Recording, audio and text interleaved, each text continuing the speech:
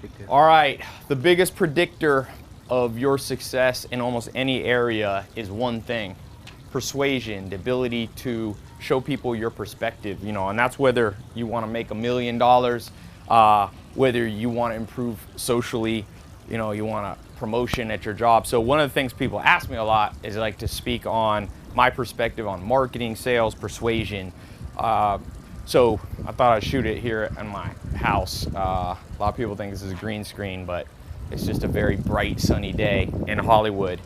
So the first thing that I always think about when it comes to $1 million marketing, $1 million persuasion, is these 25 cognitive biases.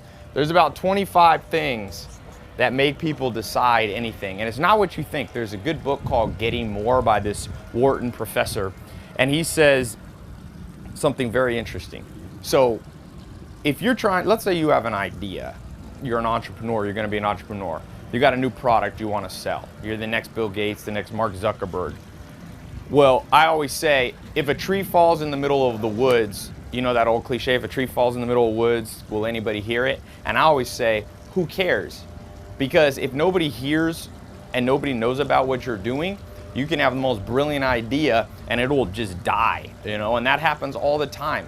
A lot of the products that you see out there at the store or online aren't necessarily the best. Now, ideally, you can have a good quality product, a good quality service, and at the same time, be able to be good at marketing. And marketing, I don't even like the word marketing, it's really about persuasion. So there's these 25 biases. They're called the 25 cognitive biases. I'm gonna list out a few and how you can use them today to improve your marketing. And if you're not an entrepreneur, you can still use this. You can use this to make people like you more. And I don't mean that in like a cheesy way, but let's say you need to network and meet a certain person who has access to something you need, whether it's your boss, whether it's, you're in the entertainment industry, you need to meet new people. It's the same principle. So this Wharton professor, Getting More, one of the interesting things he says is that 60% of what makes people decide anything, decide to listen to you. Let's just talk about, how to win friends and influence people. 60% is not what you think. It's what they think of you as a person. It's not even what you're saying. It's what they think of you as a person. Do they like you? People are fickle. If they don't like sometimes I get people saying, oh, Ty, if you're, this business dude, why aren't you dressed up super fancy for these talks? I'm like, well, if you don't like it, that's okay. You don't have to listen. I understand, though, that it's a person thing. It's the basis of all persuasion. That's why most big businesses, most awesome things are built around some figurehead. You had a figurehead like Bill Gates, Steve Jobs for Apple, Zuckerberg. We all know these people's names and we associate. That, by the way, of the 25 scientifically proven cognitive biases, this is called the association bias, the liking bias. Now, what's the other 30%?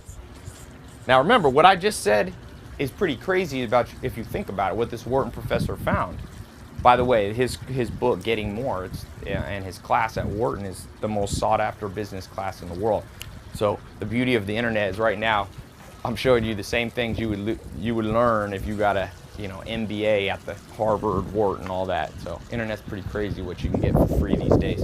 I don't know if I'm gonna have time to do all 25, but let me give you some of these now. And for those of you who want more, I'll show you how you can, I'm gonna do a talk on all these. If you wanna find out really in depth how to do this, I keep these videos a little bit short so that people don't, I know you got a lot to do. So the other 30% of what makes marketing and persuasion work, what makes you be able to influence people, win friends, the other 30% is the process you use.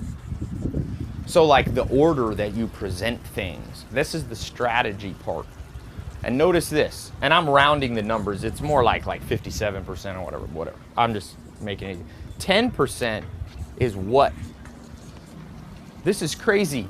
That means if you have an idea for the next, Fitness Pal, now the next fitness app, for the next supplement, for the next restaurant, hotel concept, for doing real estate deals, what you're selling is a minor part of what makes people decide. And this has implications. This is the stuff you don't learn in high school, and most parents, our parents didn't know to teach us because they didn't know this ourselves. You got to learn this stuff.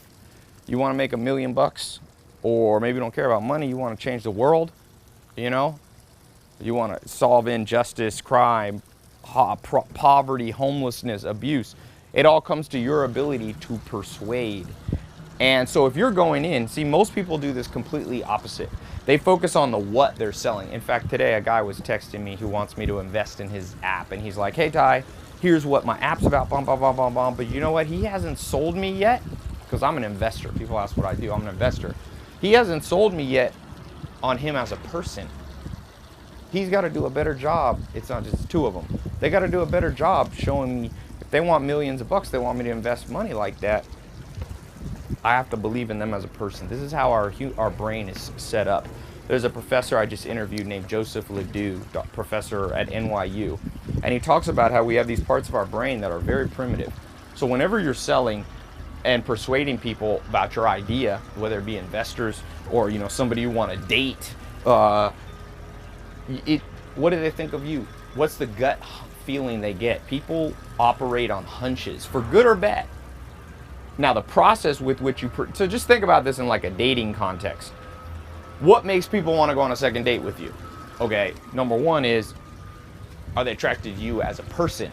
Number two is, how do you do the date? Like if your first date, you propose to them, you get down on one knee, they're gonna be scared off because you seem desperate, right? So the process with which you go through the dating, seduction, persuasion, whatever words you want to use.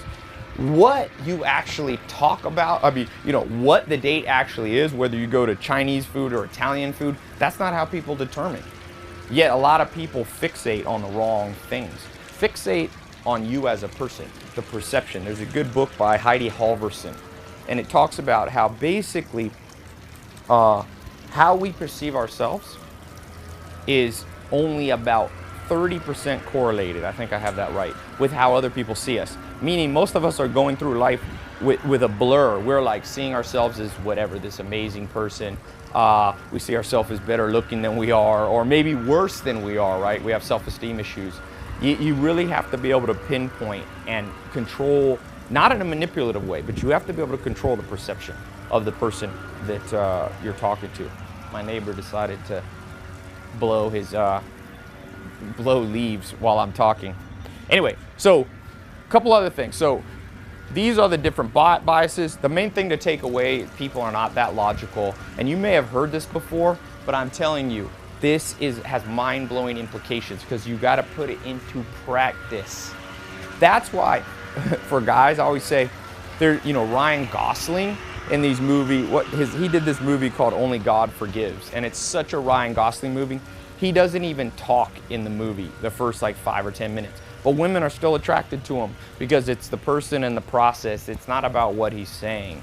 And so when you bring this back around to, let's say you want to build $1 million company, same principle. What do people's instinctual gut feeling? And that, by the way, that's why Apple has now become the largest company in the world and surpassed Microsoft. People have iPhones much more than they are in Apple products because now Apple's not a person, but legally in the United States a corporation is a person, but it's an entity, and people like Apple. Steve Jobs was the king of making Apple cool, making it like it was kind of this anti-technology yet still technological. Like Microsoft was like hardcore corporate, and Apple pulled off this coup business-wise. They're now worth $700 billion valuation. I think it's the largest valuation in history of humans because Steve Jobs understood this. Now, what they're selling is still a good product. So that's why I said you don't want to be good at marketing and sell a crappy product. Like Charlie Munger says, you can't polish a turd. So if you have something horrible and you just want to make $1 million bucks, I hope you won't listen to this. Now, I've just given you one of the angles. There's 25 more. I'm not going to get, how long have we been going here for? About 10 minutes. Yeah, so I'll go a few more minutes. So, but I am going to do a free talk, an online talk. I've been doing this series of online talks. They fill up quick, and I'm not just saying that, literally do. I crashed the servers the last 3 times I did it. So you should see a link below here. Click the link if you want to hear the full talk. And I'm going to talk on the full 25 techniques to master $1 million persuasion. So the other thing is, yeah, click the link. It's free. You just put in you just register, and it'll hold your spot. If you wait too long, I'm telling you, it fills up. Last time we had to not let a whole bunch of people on. So click the link. It's either above or below, wherever. Now, another one of these, okay? And I'm not gonna flip the page because it's very windy today. So I'm gonna put a little number 2 here, the story. So if you study philosophy, real high level philosophy, there's all these concepts, whether they be, cosmological, whether it be epistemology, all these different kind of fancy words. Well, ontology is one of them. And I'm gonna break it down in layman's terms. All humans are like, their brains are like a movie theater, and they are projecting a movie, and it's their perceptions of life. So here's one mistake you can make, and I've made this mistake. If you wanna lose a lot of money real quick, I didn't understand this. I lost $28 million over a few years in lost revenue from not understanding what I'm about to tell you. And what it is that to move people and actually convince them is very difficult. In fact, most people that agree with you, when you think you're good at persuading, they already agreed with you before. Sometimes I get too big of a head and I get cocky and think I'm good at marketing, but what's really happening in large part for all of us is that you're finding the people who already kind of agree with you. And so if your idea is that you're gonna make such a good marketing angle that all the people that hate, imagine if Steve Jobs goes, everybody who hates cell phones, I'm gonna market my iPhone to them. Forget it. You must market to the story that's already in people's head, especially if you wanna get the low-hanging fruit and make money relatively quickly. Now, there is a time when there's a book written about this called Crossing the Chasm, where you'll cross over and you'll be able to reach what's called the pragmatists, the conservatives. You do that later. At the beginning, to make your first $1 million company, you want to find the people that the story, the movie that's already playing on the screen of their brain is already aligned with what you do. And then all you have to do is show them how it's aligned. So the concept of persuasion a lot of times is you take somebody who's over here and you show them why they should be over here. But what you want to do is take the person that's already here and doesn't realize you're right next to them. So you use a little persuasion to be like, hey man, we're already right here together. To move somebody from here to here takes so much money and so deep of pockets that unless you are backed by a large fund and you have $20 to $50 million behind you, I wouldn't do it. You know the old saying, don't go where angels fear to tread. That's where angels fear to tread. That's where big companies fear to tread. By the way, the story, that's why brands are created, because brands create their own story and then they align people through the 25 cognitive biases into their story. So that's a more sophisticated way. I'll be talking about that in this talk. So click the link and if you want to get a little more sophisticated. But look, if you're watching this and I get people watching this at 18 years old, still teenagers, and they ask me, does this apply to me? I'm like, hell yeah. All good advice applies pretty much at all age ranges. I don't believe in age-specific advice. I mean, if there was a Mack truck about to hit you and you were 60, wouldn't you want the same advice as when you're 6 years old? Get the hell out of the way. If you found out there was a treasure chest buried in the back of your house, would you want different advice when you're 18, when you're 80? No, you want to get it as soon as you can. So I always tell people, today's the youngest day of the rest of your life, so you might as well start now. So whether you're learning to make any money, an employee, self-employed, young or old, male or female, learn this stuff. It has deep implications for not just your money situation and not just building businesses, but this has implications for your social life. It has implications, by the way, in persuading yourself. And so many people forget. The first person, a lot of people, the average person who goes to a gym, gets a membership, goes 2 times, and then never goes back. Why? They don't know how to persuade themselves. And if you know how to persuade yourself, that's called self-motivation, which is, Peter Drucker, the great Harvard, he's not a Harvard professor. Harvard prints his books. He says, what made Leonardo da Vinci great? What made, Michelangelo great? They had the ability to manage themselves. And I would add, they had the ability to persuade themselves. So nice silent sirens here in Hollywood. There's always something crazy down in Sunset Boulevard. So yeah, oh good, the sun, it's a warm day today. So yeah, I want to keep going through these. These are 2, there's 23 more. I'll never get through them in this little talk, but trust me, this is the stuff that people know me for, you know, marketing. You may have never heard of me until recently, or maybe you've known my stuff for a while, but now you're watching it. Not because I'm so genius or anything like that, but because these marketing principles work.